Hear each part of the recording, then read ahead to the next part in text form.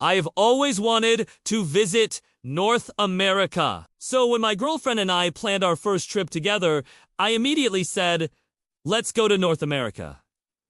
And that's exactly what we did. We flew to Denver and picked up a rental car and started driving. We were planning to drive all the way down to Mexico. But when we got to Denver, we realized that we had forgotten our international driver's license. So we had to change our plans, and we decided to drive around in the mountains of Colorado instead. The first stop on our road trip was, of course, the famous Rocky Mountain National Park. The drive through the national park was absolutely breathtaking. We stopped at some viewpoints and hiking trails, and just enjoyed the fresh air and the beautiful scenery.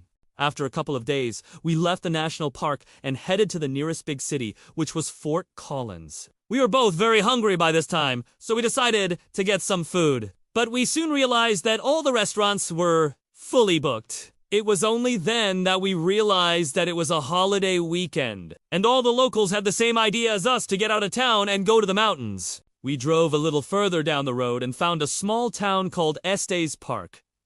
There we found a nice little restaurant where we could actually get a table. We sat outside in the fresh mountain air and enjoyed a delicious meal together. The next day, we continued our journey through the mountains. We drove over some of the highest mountain passes in the Rockies, and the scenery kept getting more and more spectacular. We saw snow-capped peaks, green valleys, and sparkling lakes. It was truly a sight to behold. As we drove, we saw signs for a place called the Top of the Rockies. Curious, we decided to check it out, and boy, were we surprised. At the top of the mountain, there was a small amusement park with a Ferris wheel, a carousel, and even a small roller coaster. And of course, we couldn't resist the temptation. We bought tickets for the Ferris wheel, and as we ascended to the top, we were rewarded with a panoramic view of the Rocky Mountains.